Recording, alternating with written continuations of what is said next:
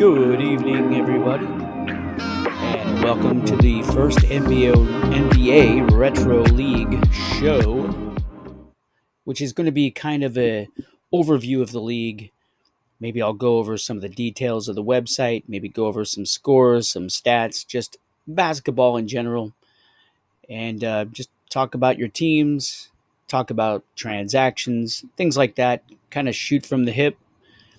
There's not really any format here other than just coming on here to talk a little bit of basketball. And I thought we'd start out tonight with the current box scores, the current scores from tonight's games. As you might know, Monday marks the beginning of a new scoring period. The two scoring periods, of course, being Monday through Thursday and then Friday, Saturday, Sunday.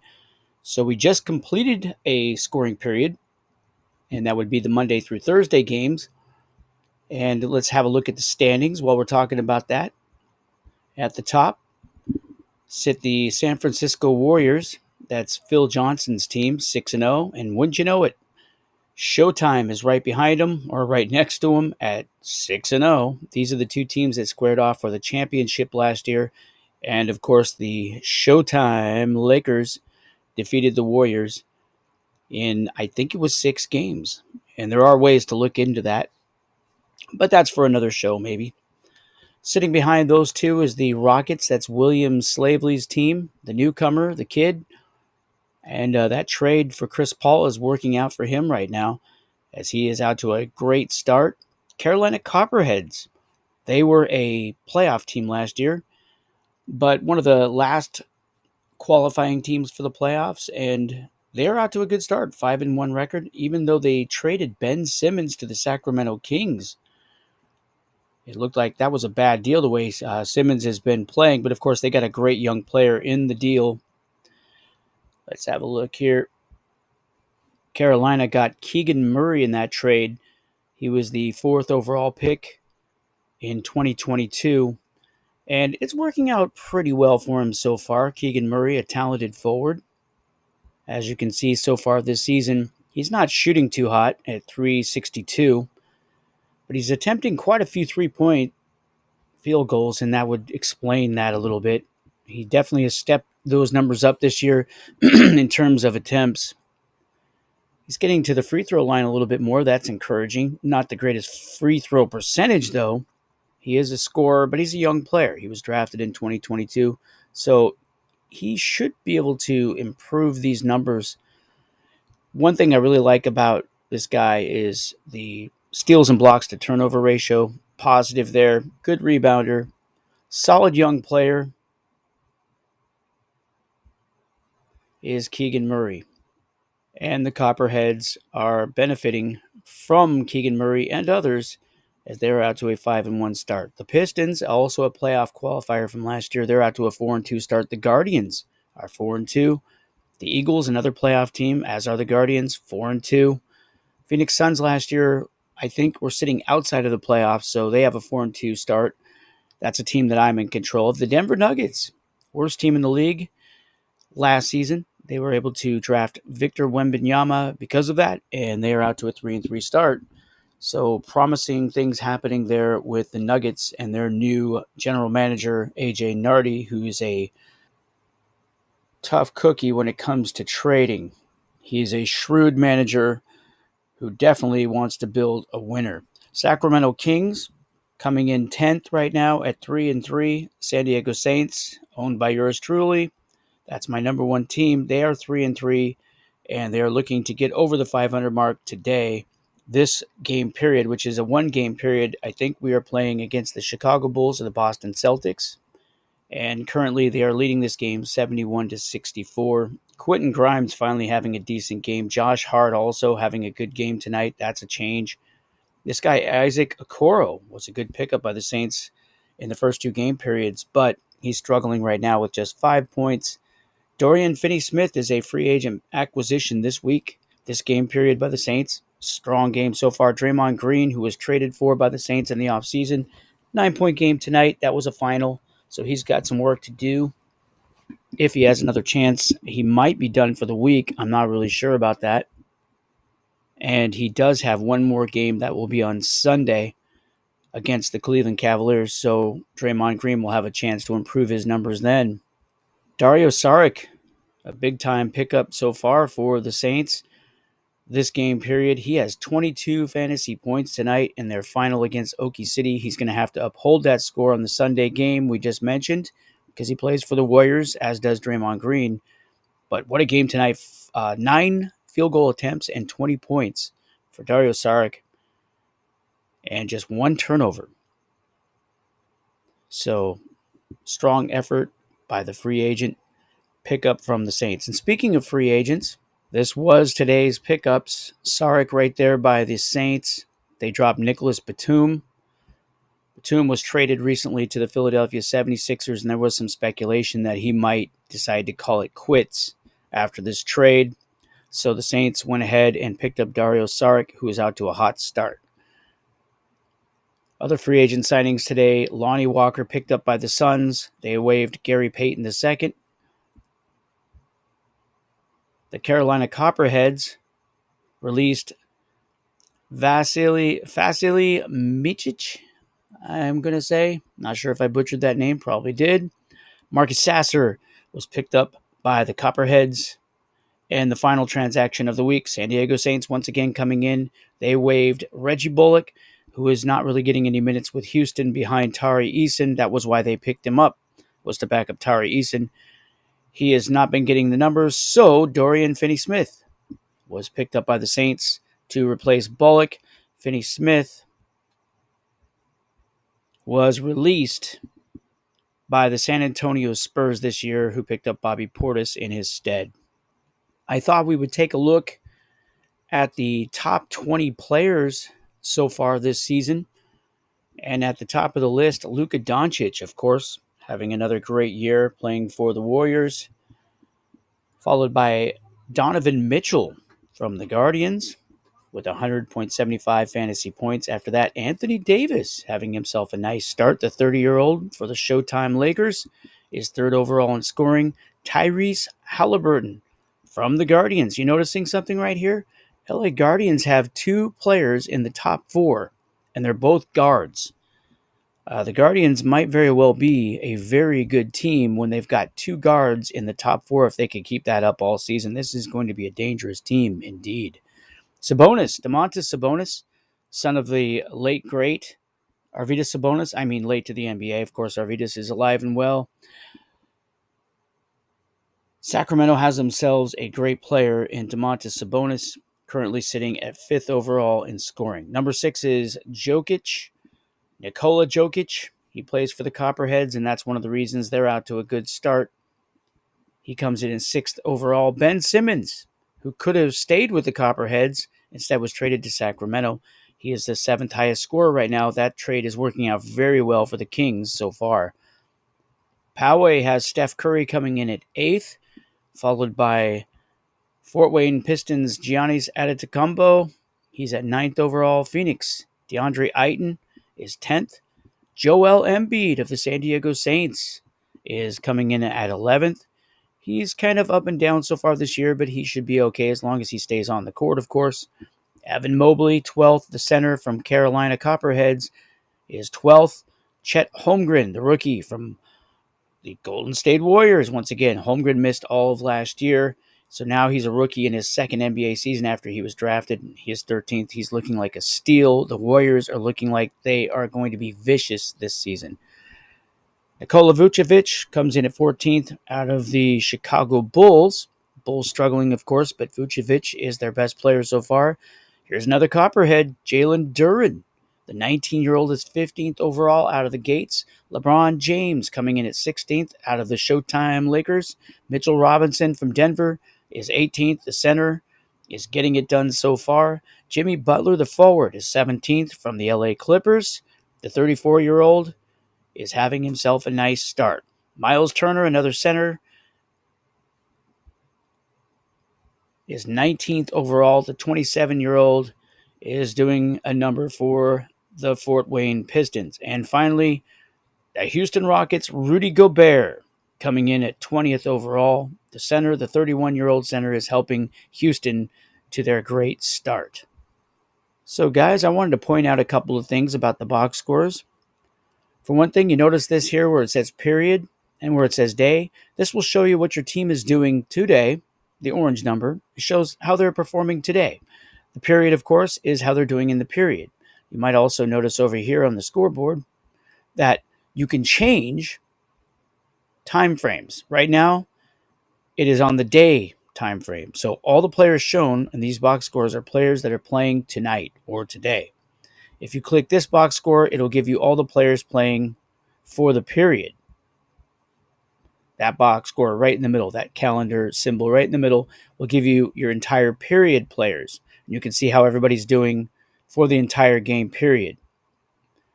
But sometimes you might just want to check out how your guys are doing on a particular day so you can kind of keep track of, how things are going tonight, for example. And of course, it is Monday, so the only game period you're going to get is going to be, or the only stats you're going to get is for the day. So you might as well just click that calendar right there, and that's what you will get.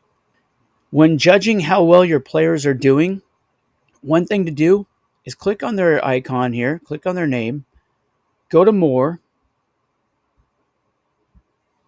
and check this number right here, fantasy points per game. This is a very important number. It actually tells you the true value of the player. And obviously, Quentin Grimes is out to a terrible start. He's only averaging 2 points. I'll give you an idea what that number means. Let's look at somebody who's doing well. Let's look at CJ McCollum. He's out to a good start. Click his icon, more, and check it out. Fantasy points per game, almost 18. This number is the one you guys need to be looking at. And it seems to only be accessible during the regular season. Now, of course, I've gone over this with you guys before, but I want to do it again right here. When you don't have that number available to you in the off season, I would suggest going in here and just thinking about basketball logically. Think about what's important when you're on the court. One thing that's important is you want to get some shots up, but you also want to make those shots. So look at your field goal attempts and then compare it to the points that you're scoring on those attempts.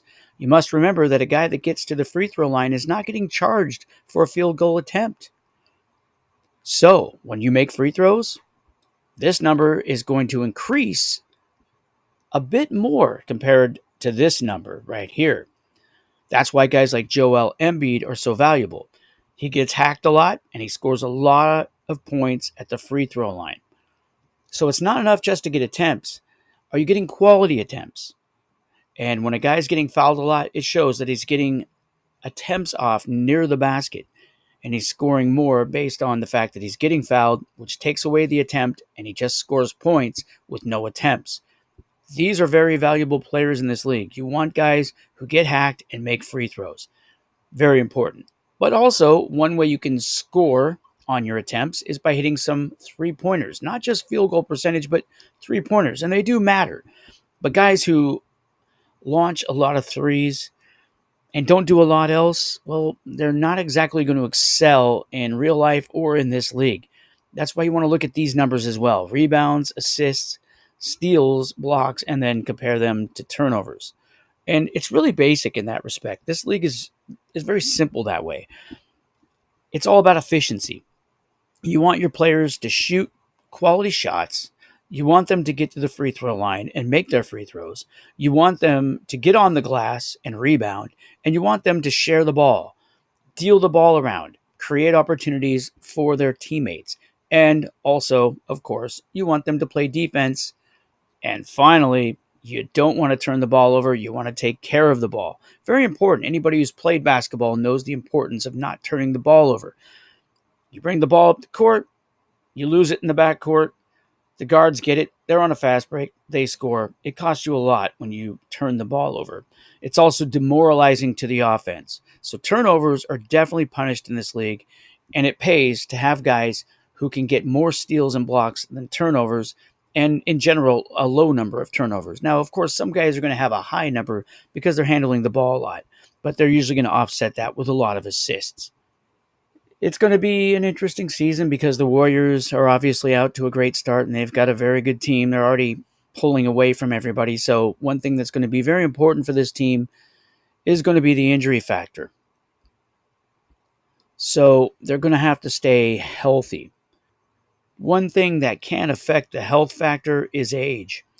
And there are a few guys here on this team that are older, but guys like Klay Thompson aren't exactly the leaders of this team. And as you can see, Klay Thompson isn't really setting the world on fire with a 4.73 fantasy points per game average. A closer look at the numbers for Klay Thompson shows that he's putting up 13 shots per game and scoring 16.8 points. Now, that's a pretty positive number, actually, and that has always been Klay Thompson's strength. The only drawback with Klay, though, is that he doesn't tend to do much else. He's got 4 rebounds, 2 assists, 1.4 blocks and steals, and then 2 whopping turnovers, and he's doing this while playing 32 minutes per game. Mind you, you do lose points per minute. So when your guy's on the court for 32 minutes, he loses more points than a guy who plays for 20 minutes. So efficiency is definitely important in this league. Klay Thompson plays a lot of minutes. He puts up a fair number of shots. He does make some threes. He shoots a lot of threes. And he shoots a very good percentage at three-point land, but he doesn't really get to the line much. Even though he is a decent free throw shooter there, he's not getting to the line a lot. Now, 4 rebounds and 2 assists seems okay, but the 2 turnovers is definitely offsetting those numbers. And I'm telling you, the good players do rise to the top in this league. And I think I saw an article recently. I know I saw an article just recently that stated that Klay Thompson is one of the most overrated players in the NBA. And he's also one of the most intimidating looking players. Just look at that mug. It's no wonder he strikes fear in the heart of his opponents. He doesn't look very friendly. One thing that you would think would be setting the Warriors back would be Bradley Beal and his injury status right now. He hasn't played any games yet, but amazingly, they're 6-0. And when they get this guy back, oh my goodness. The guy averages 23 points. He puts up 17.6 attempts. He gets to the free throw line a fair amount of times. He does turn the ball over a bit, but he's added some other numbers here. Man, this Warriors team is looking destined to win the championship. And mind you, this is a team that Phil Johnson drafted last year. And I believe he had the second overall pick, which he used, of course, to get Luka Doncic. Doncic is amazing. I know a lot of people like to talk trash about him, but what is not to like about Luka Doncic? The field goal attempts for Doncic, 19.4. While scoring 29.4 points. This guy is scoring 10 points with his shooting alone. One of the reasons?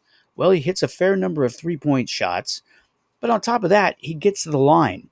He's not making a high percentage of them, but he scores 6 points per game at the line. It's because he's good, and people foul him a lot. So Luka Doncic, man, what a player. He's only playing 33.6 minutes per game, so he's losing less points per minute than other players who are averaging more points or more minutes, and he's doing a lot with those minutes. These are the guys that will win for you, the guys that get fouled. There's a reason people are fouling them. It's because they're good. I also want to go over some of the news for some of the prominent players on these shows. So let's just do a little bit of that. This will be a part of the show on a regular basis. And it says here that Gafford has an ankle issue, and he is in the starting lineup for Friday's game against the Miami Heat. Gafford was listed as available earlier today, so his presence in the starting unit is not surprising. His return from a 2-game absence will move Mike Muscala to the bench. Gafford averaged 8 points and 8 rebounds in 24.5 minutes per game over his first 2 appearances this year. So Gafford definitely an important member of the Denver Nuggets, especially because of that rebounding. De'Aaron Fox, of course, an important member of the Sacramento Kings, has an ankle issue as well, and he is not going to play on Saturday. He's going to miss his second straight game due to an ankle sprain. But there's optimism that he's not facing a long-term absence. Davion Mitchell figures to draw another start Saturday, while Fox's next chance to return will come Monday in a rematch against Houston. De'Aaron Fox, of course, really important to Sacramento's success. Isaac Okoro, who was so valuable to the San Diego Saints in the first couple of game periods, won't start Friday against the Pacers. Darius Garland is returning to the starting lineup for the first time since the regular season opener, and Okoro is the odd man out. So that would explain why Okoro was doing so well early on. Darius Garland, of course, a pretty decent player, and he's going to displace Okoro. It looks like Okoro started the Cavaliers' first 5 matchups of the season, averaging 10.4 points, 5.6 rebounds, and 2 assists. Nice little start, but maybe that's over now, and that will affect the Saints. And a closer look at the Saints' backcourt shows that they do have Josh Hart, CJ McCollum, DeJounte Murray. These are all good players. Jordan Hawkins, the rookie, not much expected of him. Quentin Grimes has been a disappointment to this point. So the contributions of Isaac Okoro were very welcome to this point, and he will be missed. Trace Jackson Davis has had a good start to his season for Phoenix. And apparently he's got some sort of an issue.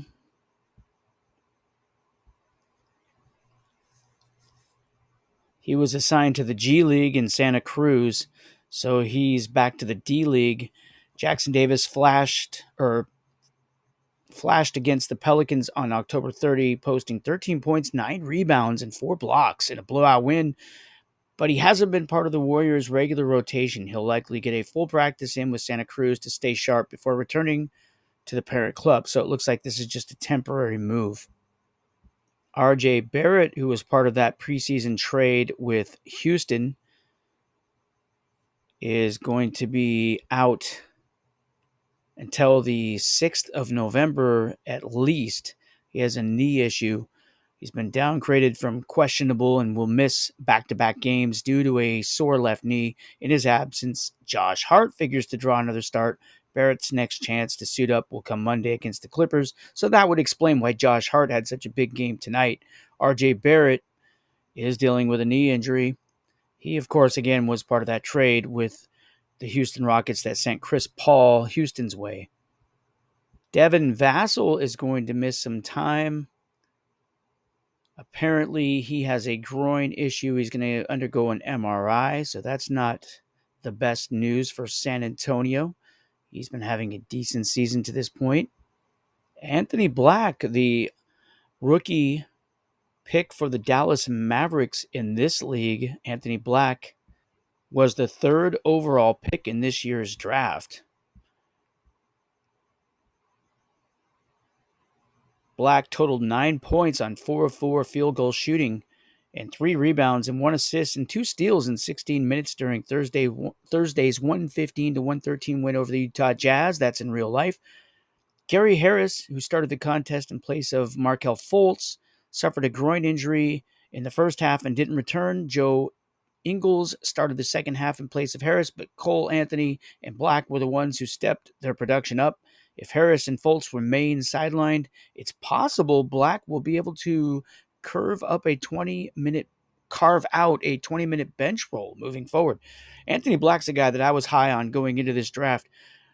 The highlights were amazing on this guy. I really think Anthony Black's going to be a special player, but I'm not really sure what he can do at this point. I'll have to take a closer look at his numbers now that he's playing NBA games. So far, just not a big enough sample size, not playing a lot of minutes. I think so far I like the turnover to steal and block ratio, and he's doing a few things out there. He's definitely getting to the free throw line a little bit for the minutes he's playing. I'm excited to see what this kid can do with a little bit more playing time. And finally, Phoenix's Devin Booker is expected to come back tomorrow night. Booker missed 3 straight games due to a toe injury, but returned to action Thursday and nearly posted a triple-double, logging 31 points on 10 of 19 field goals, 13 assists, and 9 rebounds. Wow. In 35 minutes. However, it appears that he also picked up an ankle injury during the contest, though the extent of the issue remains unclear. If Booker joins Bradley Beal back on the sideline again, Eric Gordon, Jordan Goodwin, and Nasir Little would be candidates for increased roles. I don't think any of those guys are going to add up to a Devin Booker. So with that, I'll let you guys go. Happy Friday to everybody. Hope your weekend goes great. Good luck in your fantasy football games if you play fantasy football. And I hope to make a lot more videos in the future and hopefully make them semi-entertaining for you guys so that you keep coming back to watch. I want to get in depth about some of your teams as the season goes on and we start to figure out, just how good certain teams are. We'll know more basically over the coming 3 or 4 weeks. I think by the end of November, we're going to have a good idea just who is going to dominate in this league. And don't forget, those injuries can affect you. So, even if the Warriors are running away right now, well, injuries can happen. They are a pretty deep team, but you never know. They've got to stay healthy because their best players are not going to do them any good when they're sitting on the sideline with crutches. So, with that, I'll let you guys go. Have a great night.